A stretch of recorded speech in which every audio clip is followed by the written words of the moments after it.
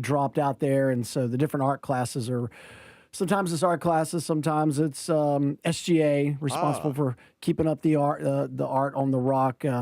So whatever teacher's over it, kind of keeps it going. So I and didn't change. know. Yeah, I didn't know it was an art class thing. That's really cool. Yeah, either art or SGA. So Right. usually it's a kid who's artistically inclined, or Uh, several. They'll get out there and they'll put the design on it, whatnot. So yeah. Well, Tom, that's one of my favorite things. I'm Kenny over in the other studio. We can't see each other with the design of the studios, but I love driving down Fort Bragg Road and check it out. Look, I wonder what color it is now. What is it?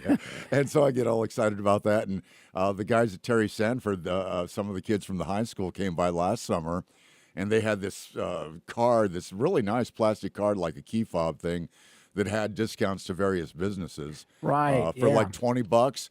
And I say, "You're from Terry Sanford? Hold on, I'm going to grab my there you wallet go. because That's we it. got to support our schools that are cute. That's Any it. school that you support."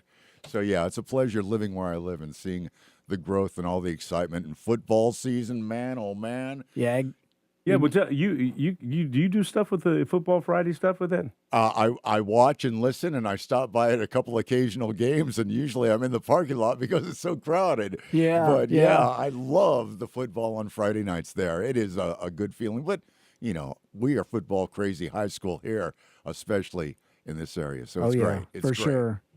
Well, Tom, one of the things that I always appreciated about you was the accessibility that we had to your school. And tell you what, pull that mic over to the side just a little bit because you look like Pinocchio. There you go. There you go. There you go. Yeah, now we can see a little bit better. Whenever we would come out to do a story, you were open minded about letting the cameras come in, and I Yeah, understand that the security about you have students right, and parent permission slips and all that. But I've always said that when you want to do a good story, you run into a lot of red tape. right. Just in terms of all those things, permission slips, the kids and on all that, and I understand that and I respect that. But whenever I want to do a bad story, I just walk up to the yellow tape and I take all the pictures of the bodies and all the stuff that I want to take. So good news, red tape. Bad news, yellow tape. Yeah, And then you yeah, for wonder why sure. there's not that much good news on television, Right. and that's part of the reason. But you've been very open. What was your policy along those lines? Well, I was taught if you don't tell your story, somebody else is going to tell it for you. And no comment is a comment. And I'll never forget. I was Principal Dan Chestnut, and it might have been my first year.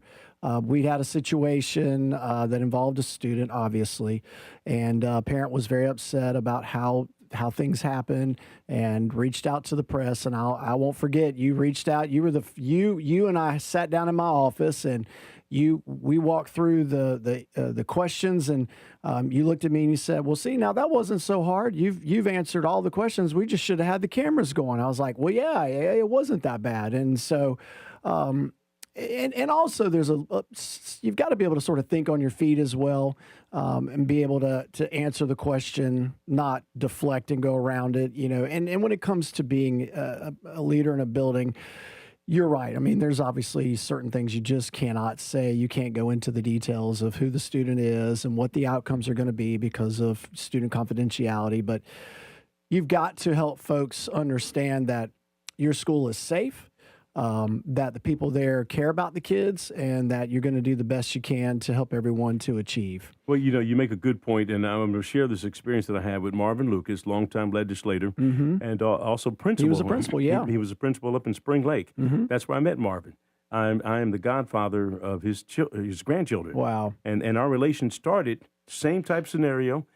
We went to the school. A teacher happened to send his child out to her car to get some construction paper or something. You know how teachers are. I Oh, mean, they're yeah. spending their own money Yeah. to make things happen. It 100%. was very innocent type thing. But in the course of this child getting the construction paper, she noticed a gun underneath the teacher's seat or something. Right. Now, I don't know if this was before, the law is you can't bring a gun even on campus or whatever it might be. Anyway, the student brought the gun and the construction paper back to the Okay. school. Here, Mom. Here. Okay.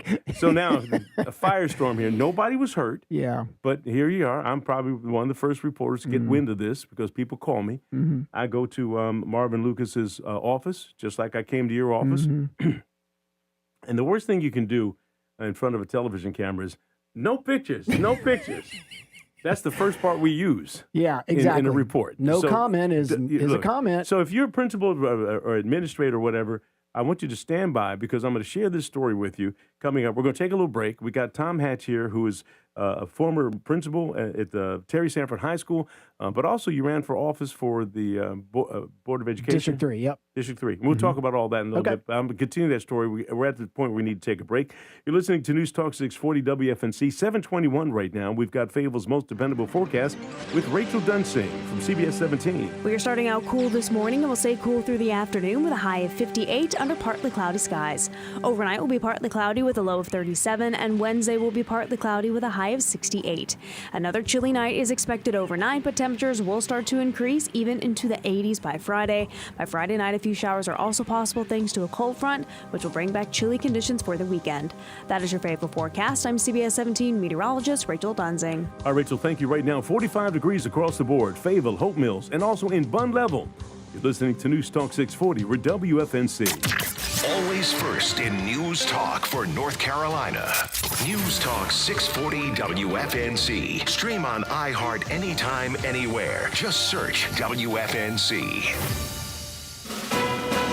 A Social Security update. 70 million Americans collect Social Security benefits today, and millions more will join soon. Now, a new study finds 70% of Americans don't get the full benefits they deserve. But recipients can use simple strategies to boost Social Security benefits by as much as $188,000 over a lifetime. Social Security expert Michael Allen says it's true and reveals 5 key strategies to increase your benefits. It's all in his free special report from Newsmax. Newsmax calls the report your best guide for bigger Social Security benefits. Whether you're getting benefits or soon will, you need this Social Security report from Newsmax. Get it free. Call 800-999-9690. 800-999-9690. We'll text it to you right away, along with President Trump's act cutting your Social Security taxes. Call now, 800-999-9690. 800-999-9690. Text and data rates may apply. For 12 years, Signature Sound has been proudly serving Fayetteville and its surrounding areas with quality car audio systems, professional installs, next-level custom lighting, and so much more. Now, we're celebrating the grand opening of our new location, 5110 Bragg Boulevard, Saturday, March 7th from 12 p.m. to 5 p.m. We carry top brands, and yes, we even install products you purchased elsewhere. Signature Sound, 910-491-7913, 5110 Bragg Boulevard. We'll see you March 7th. Attention Lumberton. It's the Used Car Madness Sell-Off. 1 week only. One exclusive lot host location. Lumberton Honda. This is your shot at our pre-owned inventory before it's gone. Credit challenges? No credit? No problem. Our lenders are lined up and ready to go. Got a trade? Bring it in. Push it. Pull it. Tow it. We want it. And we're giving top dollar. The Used Car Madness Sell-Off. Coming to Lumberton Honda. Exit 22 off I-95. Offer with approved credit. Trade value must be determined with visual inspection. See dealer for complete details. Expires 3/31/26. Attention Lumberton! Attention Rainford! And y'all too, Fort Bragg! Remember this, 295-95, exit 22. That's the brand new easy drive from Fayetteville straight to Lumberton Honda. And you're here in 20 minutes. If you're buying a Honda, there's no reason to go anywhere else. Lumberton Honda is the best place to shop. And now it's never been easier to get here. Say it again, 295-95, exit 22. Lumberton Honda, the only stop you need. Good morning, Fayetteville with Gilbert Bays on WFNC News Talk 640 AM and now on 103.5 HD2.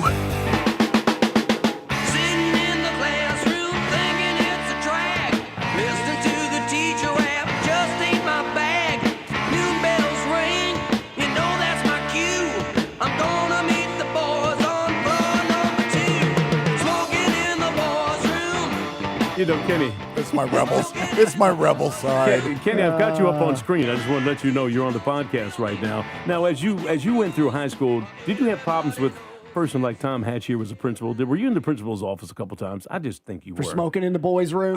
No. No. You had no issues?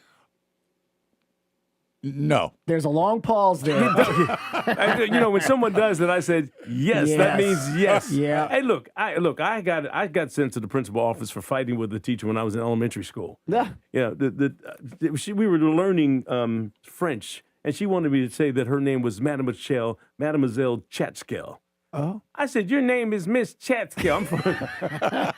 It's Mademoiselle Chatskel. I said, it's just Miss Chatskel. Oh, my God. And You go to the principal's office No, now? we're not before we got into a tussle. I mean, we got into a tussle. And it was like I was down on the ground. What? And she was like, What? my name is Mademoiselle Chatskel. I think you're embellishing. No. And then she had me by my hair. I had a big afro. Yeah, I was about to say, well, okay. I had me by my hair and held me by my hair until the bell rang at 3:30. At which point she had to take her hand out to put her coat through her thing. Psst, I made it that's the beginning of my cross country and track. Yeah, there you go. Yeah, that's a true story too. As a matter of fact, you think I'm not embellishing that? No, that really. The thing is, I thought I was a bad. But here's the thing, Tom. Back in the day, I don't know how much you're a little bit younger than I. Okay, he didn't say it. Yeah. The pause again. I today. am. But a little bit. I'm 70. But back in the day when we were in elementary school, you go into the coat closet and the teacher wore you out. Yes. Okay. I'm not that young. I got my butt tore up too by my And elementary teachers and middle school assistant principals. Yeah. Right, and then when you went home, you got tore up Got by it your again. parents. And on the way home, if you did something wrong, your neighbors would fuss Yep. you out and make sure your parents knew you were messing up. Yeah, you weren't getting That's by with called the anything. village. Yes. Nowadays, kids say, I'm going to call 911. Yes. Yeah. And you know what I say? Here's the number. There you go. If you don't like, 3 hots in a cot and all the stuff, call. And we got kids who weren't grown up like we were. Yeah, Because some of for the sure. stuff we did, I hope there's statutes of limitations on some of the stuff that I described. Yeah, I think there is with that particular teacher situation. That would have made the news. Yeah, it didn't make nobody came to my rescue. This was me. Man, that'd have been on the national news. Might have been world news. Now, Kenny, you're looking in amazement here. Well, no, I can identify because, Tom, the guys were sent to the PE room. Right. And we went right to physical education. The coach said, all right, bend over, drop them. And he had something called the Big Bertha. Okay. Big Bertha was a canoe paddle, only it was sawed off, so it was just half a handle, so you get a Right. good grip, like a cross between a canoe paddle and a baseball bat. What, how many? You give one look or two? But it gets better. Oh. He drilled big holes in it, like maybe 2 or 3 inches in Pick up on the diameter. speed. Yeah. And not Yeah. only the speed, but it leave these big welts. And boy, they'd only do one hit, but boy, you felt it, and sometimes it knocked you over. So yeah, there was a little bit of, what is it, corporal punishment? Yes. Corporal? Okay. All right. Well, look. I'm sorry, I got- Look, Tom. We just taking up all your time talking about how bad we were.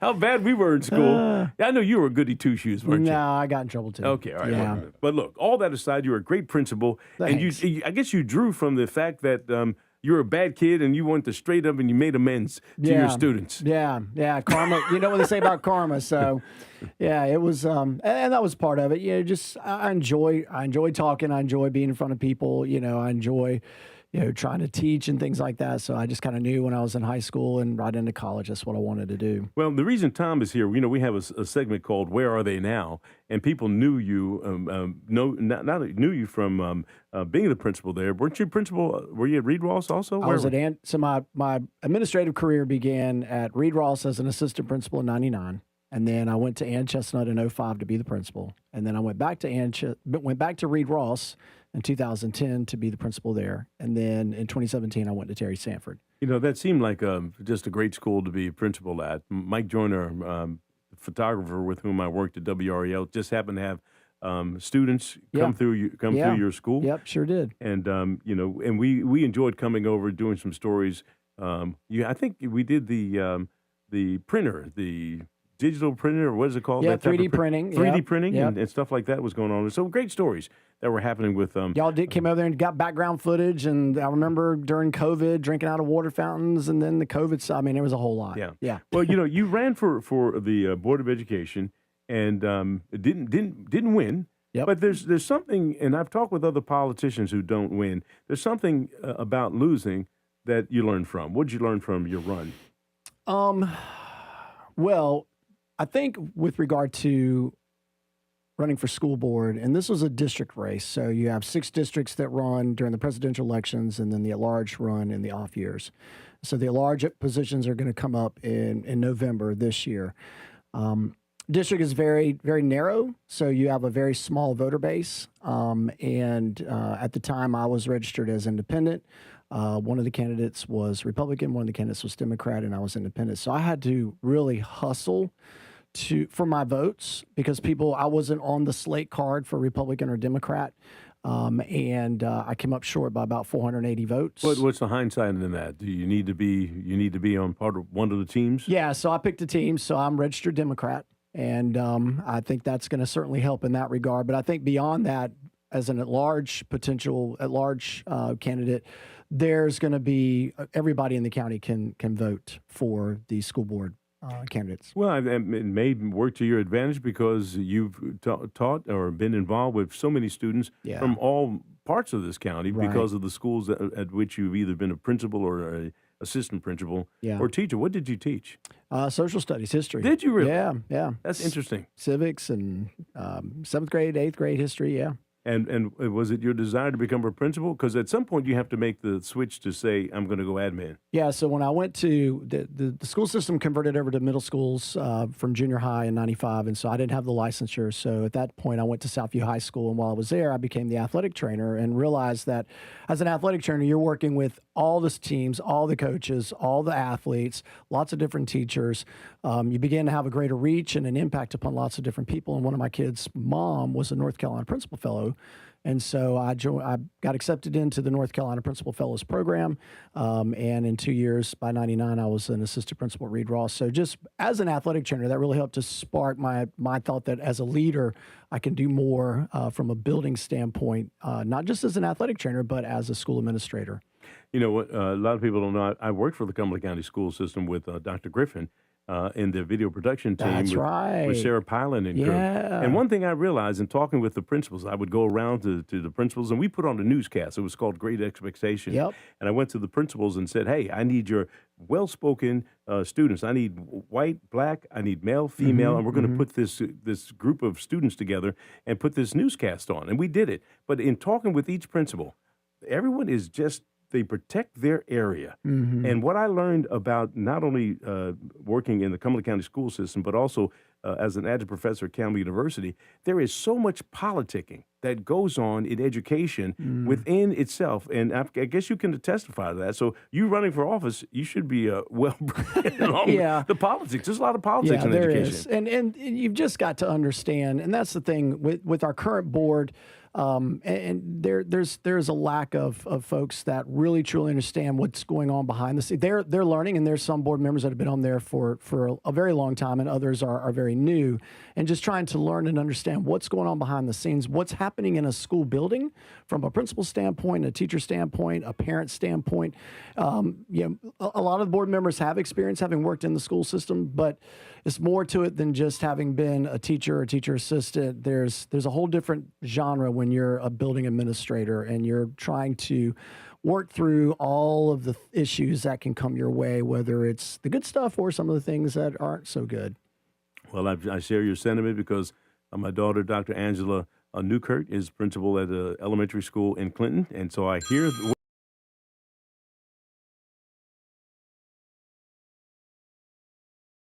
I'm not going to say you got who that people is. calling in I'll the let you show. know. All right. That happens. All right. Well, look, Tom, we're running out of time here, and but you want to make the announcement that you're officially going to be running in November, or you want to hold that until another time?